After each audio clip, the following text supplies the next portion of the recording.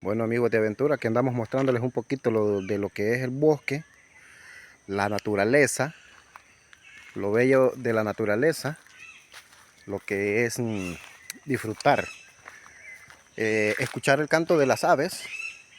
Es algo muy especial, algo muy natural.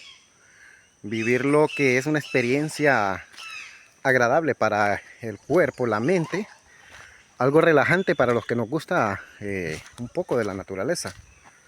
Saludos a los que, bueno, a los que van a ver este video, ¿verdad? Ahí estamos compartiéndoles un poquito de lo que es la belleza. Aquí no estamos en Guatemala, aquí no estamos en otro país más que Honduras. Esta es la belleza de Honduras. Saludos, saludos. Estamos viendo a los que les gusta caminar en lo que es el bosque. Es una belleza, se respira aire fresco, aire puro. Saludos, saludos a los que van a ver este video. Denle like y suscríbase.